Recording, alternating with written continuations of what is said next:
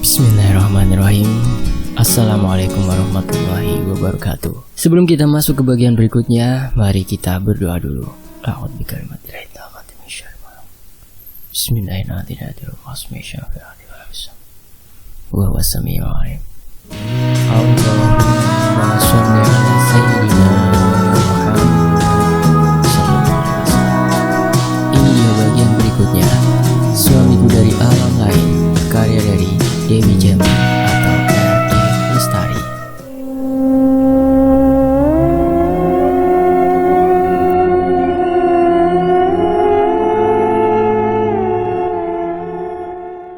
Suasana mendadak ramai bak pasar hanya berselang beberapa menit dari saat kedatanganku.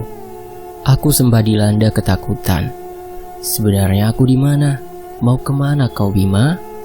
Suara seorang wanita menghentikan langkah kami. Wanita berpakaian dokter dengan wajah yang memang cantik, tapi terkesan angkuh dan sombong, menatap ke arahku dengan pandangan tidak suka.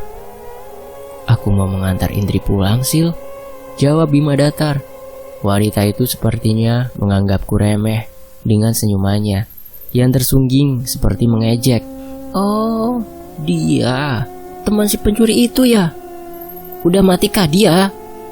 Wanita itu memandangiku dari kaki sampai ke kepala. Iya, dia Indri. Dialah penyelamat bagi temannya. Dan semoga saja belum terlambat. Bima menyahut pelan. Oh, penyelamat. Tapi dia manusia biasa, lemah. Berbeda dengan kita yang... Cukup, Silva. Aku kira sudah cukup pembicaraan kita. Aku harus segera mengantarnya pulang. Bima memotong ucapan wanita itu yang bernama Silva dengan cepat. Aku sungguh tak mengerti apa maksud dari ucapan wanita bernama Silva ini. Mengapa ia begitu ketus dan sepertinya amat membenciku? Apa salahku? Bima kembali menarik tanganku dan aku sempat melirik wanita itu. Ia menatapku tajam seperti menyimpan dendam. Drap, drap, drap. Kami akhirnya sampai di halaman luar. Di sisi gedung yang berbeda. Kaki ini di hadapan kami nampak danau yang akhirnya amat jernih. Di belakang danau berjejer bukit hijau sebagai background yang amat fantastis. Aku lagi-lagi berdecak kagum tanpa henti. Ayo In. Bima mempersilahkanku naik ke dalam mobil Lamborghini kuning miliknya yang juga terparkir di sana. Aku merasa bak ratu beserta rajanya. Bima benar-benar memperlakukanku amat baik dan sopan. Setelah ia berada di kursi kemudi, mobil pun mulai melaju pelan. Jika ketika kami bersama dengan kedua temanku diantar pulang beberapa waktu yang lalu, mobil berbelok ke arah kanan, tapi saat ini mobil berbelok ke kiri. Sebenarnya, mau dibawa kemana aku? Deru mobil terdengar amat pelan. Ya, mobil memang melaju lambat. Seolah lelaki di sampingku ini ingin berlama-lama denganku. GR, harus dong, kalau enggak kenapa Bima gak ngebut aja? Lambat begini, apa yang dicari sebetulnya? Aku tersenyum sendiri mendengar omongan di otakku. Kayak ada gila-gilanya aku rasa. Aku terkekeh tanpa sebab.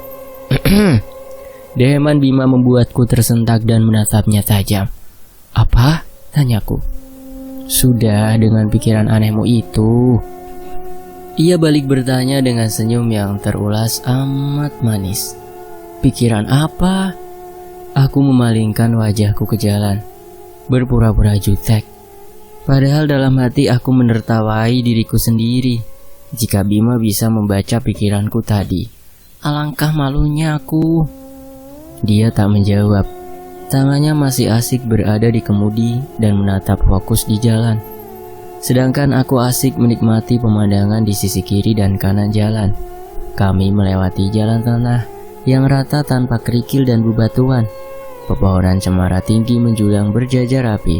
Sesekali nampak gerombolan rusa yang seperti ingin menyeberang. Tapi ketika melihat mobil kami lewat, mereka memberi jalan.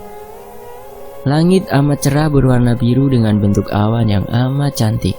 Selama perjalanan, aku bisa melihat beberapa kendaraan berlalu lalang. Semua rata-rata mobil mahal yang harganya di atas 1 miliar kalau di dunia nyata. Menakjubkan bukan? Ada pula yang memakai motor, dan harga motor yang mereka pakai bisa dipastikan di atas 200 juta kalau dikonversikan ke dunia nyata ya. Apakah mereka ini sultan semua? Padahal ini masih di wilayah hutan sepertinya, karena masih sayup pepohonan dan pohon bambu di mana-mana. Burung-burung pun berterbangan sesuka hati, begitupun kera-kera masih banyak bergelantungan. Aku berdecak kagum. Perjalanan yang lama terasa singkat karena aku sangat menikmati perjalanan. Kau menikmati perjalanan ini, In? Suara Bima membuyarkan lamunanku. Aku hanya mengangguk pelan. Apa kau lapar? Aku punya roti. Aku yakin kau menyukainya. Ia menyodorkan sekotak roti coklat dengan berbagai topping di atasnya. Ini beneran kue nggak ya? Jangan-jangan, aku bergidik sembari memikirkan yang macam-macam. Iya, itu kue asli kok. Jangan mikir yang macam-macam, In. Aku bukan hantu atau monster seperti yang kamu pikirkan. Ia menepis pikiranku. Pikiranku? Oh, lagi-lagi ia tahu apa yang aku pikirkan. Wajahku seketika bersemu merah, malu. Ayo, makanlah. Aku tak mungkin meracuni wanita secantik dirimu. Rugi. Ia terkekeh melihat ke arahku. Aku semakin salah tingkah dipuji olehnya. Dengan tangan gemetar ku terima kue pemberiannya dan mengambil satu kue coklat dengan topping buah stroberi dan kismis. Hap. Aku mulai mengunyah kue itu perlahan dan enaknya. Kue itu amat lezat memanjakan indera pengecapku. Teksturnya lembut dan nyoklat banget, ditambah manis asam stroberi dan kismis. Sungguh perpaduan yang aduhai, manjalita pamirsa. Enak, In. Lagi-lagi Bima tersenyum melihat tingkahku yang tanpa sadar sudah menghabiskan 5 potong roti dalam beberapa detik saja. Lah, ketahuan dong rakusnya diriku. Enak kak, sahutku. Kembali ku buang wajahku ke arah jalan. Malu. Saking menikmati roti, aku tak menyadari jika kami baru saja melewati jembatan yang lumayan panjang. Jembatan besi dan baja dengan arsitektur amat menawan, terkesan kokoh dan modern. Kini kami melewati jalan tol yang amat mulus. Kendaraan yang berlalu lalang semakin beragam. Di kejauhan nampak samar gedung tinggi menjulang, tapi tertutup kabut. Apa kami sudah berada di kota lain? Sedangkan setauku, kotaku tak punya gedung pencakar langit yang amat kokoh dan modern seperti ini. Semakin lama semakin nampak jelas, seiring deru mobil yang semakin melambat. Aku bisa dengan leluasa memperhatikan indahnya pemandangan kota yang amat menakjubkan. Apa kami sekarang berada di Jakarta? Di sisi lain mobil kembali menderu kencang. Barisan gedung tinggi pencakar langit berganti menjadi taman-taman bunga penuh warna. Ada tulip, mawar, sakura, dan anehnya, di tempat sepanas ini, bunga-bunga itu bisa tumbuh, bermekaran di tengah kota. Benar-benar menakjubkan. Banyak orang-orang yang duduk bersantai atau hanya membaca buku dan bermain di bawah pohon sakura yang sedang full berbunga. Mereka bersenda gurau dan wajah mereka sama sekali tak ada yang bertampang Indonesia. Wajah mereka dominan kebule-bulean, bermata biru, berhidung mancung, berkulit putih, dan berambut pirang, sama seperti Bima. Tapi tetap, wajah Bima yang paling rupawan. Indah kan? Ucap Bima bangga. Ia menoleh ke arahku setelah sekian lama terdiam. Iya, indah banget. Tapi kita ini di mana? Ku beranikan diri bertanya. Uwentira, kota Uwentira. Ia menjawab pelan, seperti tahu kegundahan hatiku. Uwentira? Bukankah tak ada kota di sana? Setauku di sana hanya ada hutan. Bibirku bergetar. Apa sekarang aku berada di kota jin? Seperti yang orang-orang ceritakan. Jangan percaya hoak, In. Apa kau pernah tahu jin itu bagaimana? Bima menatapku tajam, seolah ia tersinggung dengan pikiranku. Aneh memang orang ini, bisa membaca semua pikiranku.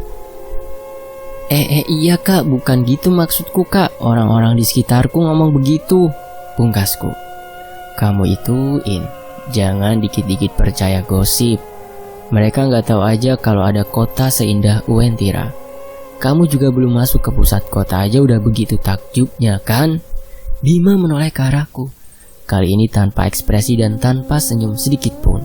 Klik, aku menelan ludah, merasa salah tingkah. Gak enak dengan pikiran yang sejak tadi berkecamuk di pikiranku. Pandanganku sekarang tertuju pada gerbang besar berlapis emas dan kristal, Uentira, kota gaib yang selama ini digadang-gadang orang di sekitarku. Apa ini yang mereka maksud? Baru saja memasuki gerbang, mataku bak disuguhkan pemandangan yang menakjubkan. Di samping kiri dan kanan jalan berjejer rumah mewah dengan ornamen bertahtakan emas, intan dan berlian. Penduduk di sini pun terbilang gagah-gagah dan cantik-cantik. Kegiatan mereka sama seperti dengan warga di kampungku pada umumnya, membuka warung, beternak, momong anak. Ya, tidak ada yang beda dengan manusia pada umumnya. Kamu lihat sendiri kan, In? Kaki mereka semua menapak di tanah. Mana ada hantu yang bisa menginjak tanah? Ada penekanan di nada bicara Bima. Apa ia masih marah padaku? Boom. Mobil masih menderu pelan. Tak lama mobil berbelok ke kiri jalan dan masuk ke halaman yang cukup luas. Di halaman itu terdapat taman dengan gazebo, kolam ikan, juga tanaman bunga beraneka warna. Bima membuka pintu mobil dan mengajakku turun. Perlahan kuinjakan kakiku ke tanah yang mereka sebut tanah keramat itu. Lagi-lagi lidahku berdecak kagum melihat kemolekan rumah megah berlapis emas dan kristal di hadapanku. Ayo masukin, ini rumah kakak. Anggaplah rumah sendiri dan jangan canggung. Kali ini Bima tersenyum ramah dan mempersilahkanku masuk. Assalamualaikum, sahutku. Waalaikumsalam. Seseorang menyahut dari dalam. Seseorang berjalan mendekatiku. Gadis yang teramat cantik. Mungkin kisaran 17 tahunan. Ia menatapku heran, tapi senyum tak lepas dari bibirnya. Mari masuk kak, ini pasti Kak Indri kan? Ia menatapku dari ujung rambut sampai ujung kaki. Dek, kok dia tahu? Padahal aku baru sekali datang ke sini, batinku. Iya tahulah, Kak Bima udah berulang kali bercerita tentang Kak Indri. Dan Kak Bima benar, Kak Indri memang sangat cantik. Ucapannya kontan membuatku malu karena pujiannya itu. Dek, jangan bongkar kartu di sini dong. Bima menyentil hidung si adik yang hanya cengengesan mendengar ucapan kakaknya. Ayo Kak In, kita makan dulu. Kebetulan ibu dan ayah sudah menunggu di meja makan. Gadis itu menarik tanganku pelan. Ada orang tua Kak Bima. Aku harus bagaimana? Batinku gelisah. Gak usah bingung kak, orang tua kami amat baik kok, sahut gadis itu. Lagi-lagi di pikiranku terbaca. Thanksin aku. Aku menepuk jidat. Bima hanya terkekeh melihat tingkahku. Sudah jangan bingung. Ibu dan ayahku pasti suka padamu, seperti adikku yang manis ini. Lagi-lagi Bima menjawil hidung adiknya yang dibalas pukulan pelan adiknya. Aku tersenyum simpul melihat tingkah kakak beradik di hadapanku. Mereka sungguh akur. Apakah orang tua mereka juga seramah ini? Rumah ini kelewat besar menurutku. Perabotannya terkesan elegan dengan dominan warna emas. Karpet-karpet halus dan tebal membentang dengan berbagai motif. Kursi yang diukir dengan motif burung dan bunga. Keramik pun seperti berisikan emas dan berlian, mengkilap dan bersinar. Aku yakin mereka ini semua sultan, bisikku. Ayo mari, ikut makan bersama kami. Seorang wanita yang wajahnya glowing melambai ke arah kami. Amat cantik, tatapannya teduh dan bersahaja. Itu ibuku, bisik Bima tepat di telingaku. Serius itu ibunya Kak Bima? Cantik bener, batinku. Kakiku gemetar melangkah dan menatap takut ke arah ayah Kak Bima. Ayahnya menatapku dengan ramah. Ia dengan senang hati menyuruhku duduk di sampingnya, berhadapan dengan ibunya Kak Bima. Ayo mari dicicipi, tawar ibunya Kak Bima ramah ketika aku sudah duduk di samping ayahnya. Kak Bima menatapku tajam. Ia seperti menyuruhku makan. Aku yang sebelumnya segan perlahan mengambil beberapa makanan dan... Au! Tak sengaja kaki kananku diinjak Kak Bima. Ia melotot ke arahku karena aku sejak tadi hanya melamun. Ada apa, In? Ibu menatapku serius seolah tahu ada yang tak beres denganku. Tak apa bu, sahutku pelan. Aku langsung menunduk dan berusaha mengambil makanan yang ada di hadapanku. Bima, kamu apain calon mantu ibu? Seolah tahu apa yang dilakukan Kak Bima, wajah ibu berubah ketus dan menatap tajam ke arahnya. Aku seketika terbatuk mendengar ucapan ibu. Mantu? Aku calon mantu? Maaf bu, habis Indris dari tadi cuma ngelamun aja. Pasti di otaknya yang kecil itu bilang kalau kita ini hantu. Bima terkekeh dan menyindir diriku. Aku hanya diam karena memang pikiranku dilucuti kata hantu. Oh, pantesan. Dari tadi ibu lihat Indri ragu untuk makan masakan ibu. Ibu tersenyum manis melihatku. Makanlah, In. Ibu tak mungkin meracunimu. Kami ini sama sepertimu. Hanya... Ibu menghentikan ucapannya. Kulihat ada raut keraguan di wajah cantiknya. Jangan dibilangi dulu, Bu. Ia belum resmi jadi pacarku. Nanti ia keburu takut. Bima menyela ucapan ibunya. Ibu hanya tersenyum simpul melihatku. Makanlah, In. Nanti kamu sakit kalau kelaparan. Setelah makan, Bima akan mengajakmu kembali pulang ke rumah dengan selamat. Jangan lupa, lihat temanmu Rena. Berkat dirimu dia sekarang sudah dalam keadaan sehat. Papar ibu. Rena? Ibu tahu tentang Rena? Tanyaku ragu. Ya tentu saja. Karena barang yang dibawa Rena adalah barang mewah milik pejabat kami yang sengaja ditinggal. Beliau amat marah ketika kembali ke tempat persinggahan. Barangnya sudah raib. Itu sebabnya. Sudah Bu, jangan diceritakan semua. Nanti misiku bisa gagal karena dia keburu takut. Lagi-lagi Kak Bima menyela ucapan ibunya. Menyebalkan. Sebenarnya apa maksud Bima ini? Kenapa sedikit-sedikit takut? Apa mereka memang Udah dibilang kami ini bukan hantu. Masih juga ngeyel. Bima melotot ke arahku. Lagi-lagi pikiranku terbaca olehnya. Aku kembali menunduk dan memainkan makanan di piringku. Aku bukan tak betah di sini, tapi aku sangat khawatir dengan keadaan Rena dan juga orang tuaku. Tentunya. Ayo In, sekarang sudah waktunya kamu pulang. Pasti orang tuamu sangat mengkhawatirkan keadaanmu. Bima tiba-tiba berdiri dari kursi ukirnya.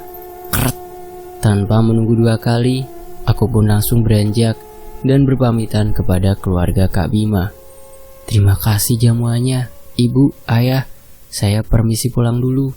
Ucapku sembari sedikit membungkuk, menunjukkan rasa hormat untuk mereka. Sama-sama. Ibu tunggu kedatanganmu kembali, Nak. Ibu tersenyum padaku. Aku membalas senyuman itu dan tak lupa menyalami mereka. Brung, laju mobil kali ini terbilang amat cepat. Bima sepertinya sangat terburu-buru. Aku yang sedari tadi duduk di kursi penumpang terkadang menahan nafas saking takutnya. Anehnya, semua kendaraan yang berlalu lalang semua berasa dalam kecepatan amat tinggi, tapi tak ada satupun yang bertabrakan. In, apa kamu berani pulang sendiri? Bima menatapku dengan pandangan ragu. Beranilah, sahutku. Saat ini duniamu hampir menjelang subuh, dan kamu itu sudah seminggu hilang. Jelas Bima. Apa? Kenapa bisa begitu? Bibirku bergetar mendengar penjelasan Bima. Tak masuk di akal. Kita berbeda dimensi, In, tapi tetap bisa bersama jika kamu mau. Ia menatapku tajam. Aku yakin apa yang dikatakannya itu benar dan ini tidak main-main. Berbeda dimensi? Berbeda alam? Atau bagaimana?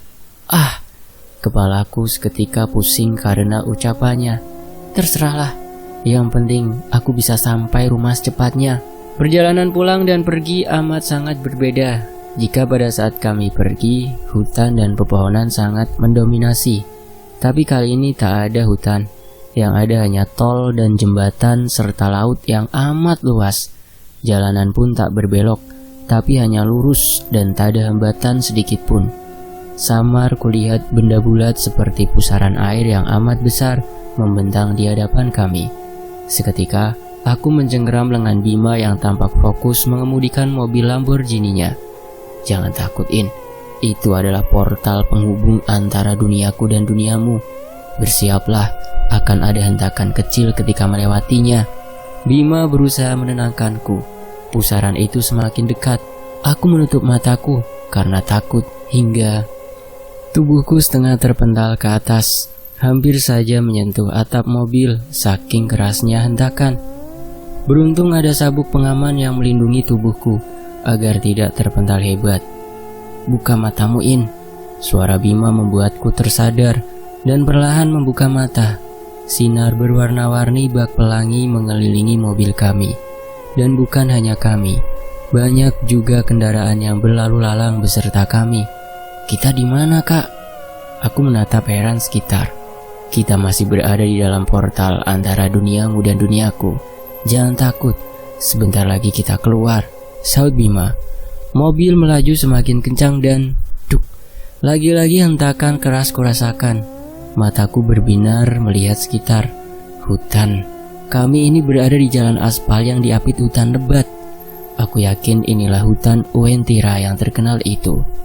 "Motormu di mana, In?" Kak Bima seperti mencari-cari sesuatu. "Oh iya, motor itu. Astaga, mungkinkah sudah dicuri orang? Karena sampai ujung hutan pun motor matic merah itu tak kunjung terlihat," batinku. "Ah, mana motorku?" Lesu begitu melihat motor itu sudah hilang tak berbekas. "Sudahlah, In, nanti aku belikan motor baru dengan harga yang lebih mahal," Bima berkata seolah ingin menghibur hatiku yang lara. "Tak usah, Kak, biarlah. Mungkin memang bukan rezekiku." Aku menunduk menyembunyikan sedih hati yang tak terkira. Bagaimanapun motor itu adalah hasil tabungan orang tuaku, dan ia juga yang selalu menemani hariku selama berkuliah dan setia mengantarku kemana saja. "Oh, oke, In, sekarang kamu nikmati aja pemandangan gelap ini. Bentar lagi kita sampai," ucap Bima lantang. Oke," sahutku malah sembari melempar pandangan ke arah jalan gelap yang terlihat hanya pohon tinggi menjulang yang berjajar di samping kiri dan kanan jalan. Tibalah kami di ujung hutan. Samar terlihat di kegelapan Tugu Uentira. Rumah penduduk mulai nampak pada sisi jalan. Lampu penerangan terlihat terang menyinari jalan kami. Hatiku lega. Bersyukur akhirnya bisa kembali pulang ke rumah dengan selamat. Bima masih fokus ke arah jalan tanpa sedikit pun memandang ke arahku. Jalan yang sangat aku hafal. Jalan ke arah rumahku.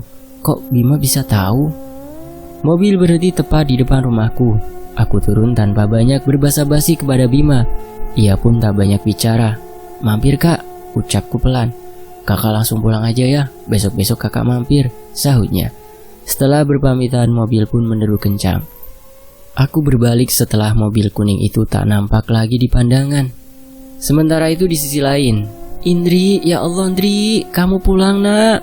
Ibu menciumi wajahku. Begitu aku mengetuk pintu dan ibu melihatku di ambang pintu.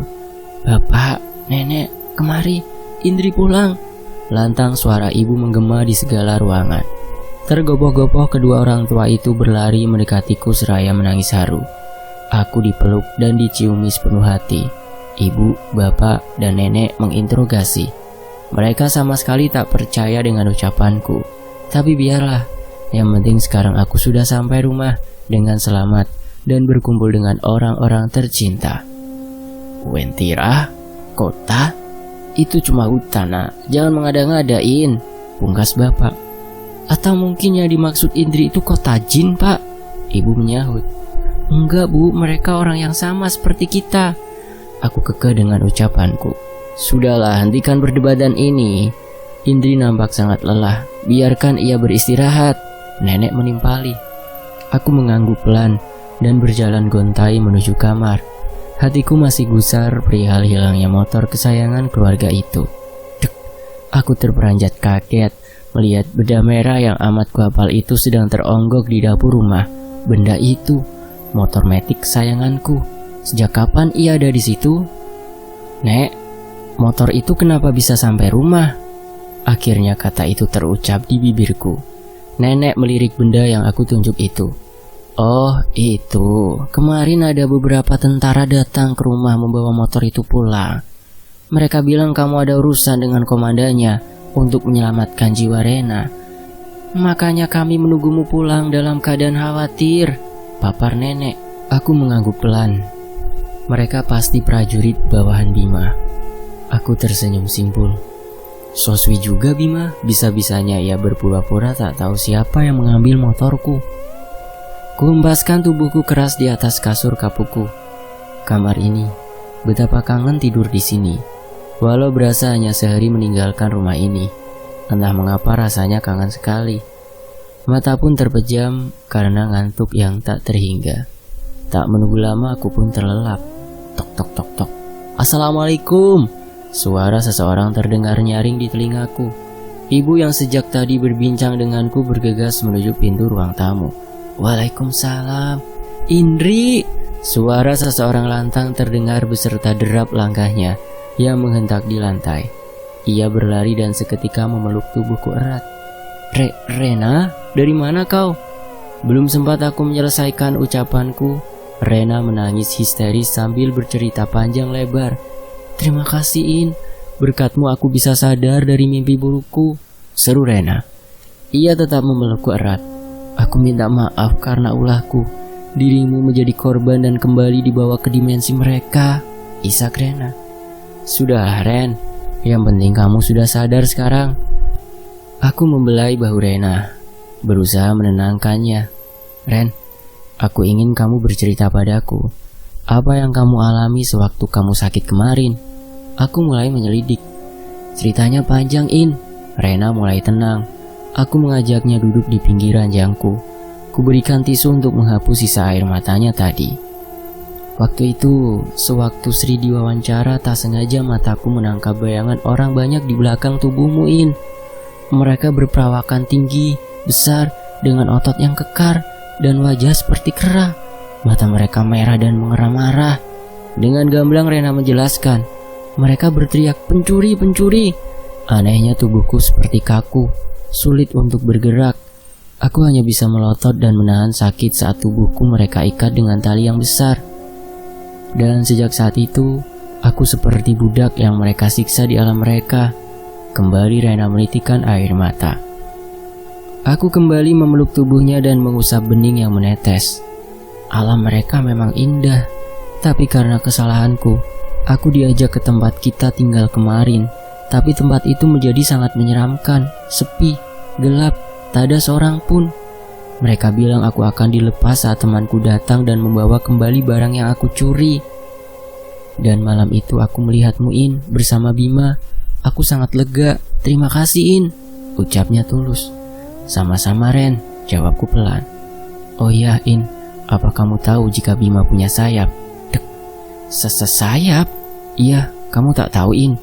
Rena menatapku tak percaya. Aku menggeleng pelan. Malam itu aku ke ruangan yang sama dengan tempat kita menginap dulu. Kamu di mana? Kenapa aku tak melihatmu? Entahlah In, aku pun heran kenapa kamu tak melihatku. Padahal aku berulang kali memanggil dirimu dan berusaha menggapai tubuhmu, tapi amat sulit. Kita seperti berada di dua alam. Rena memandangku dalam. Dua alam?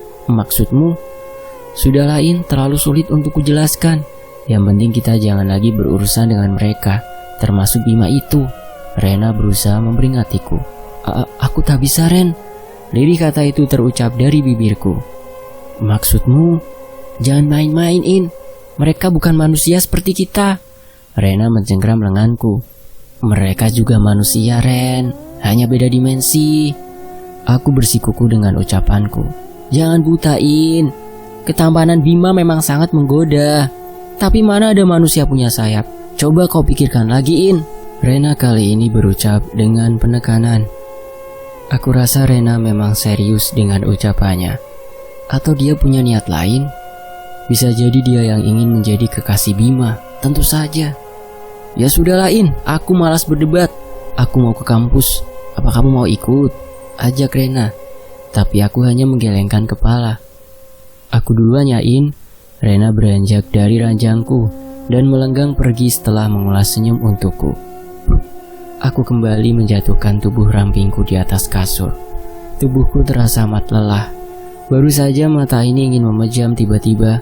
Indri! Suara teriakan ibu menggema seantero ruangan.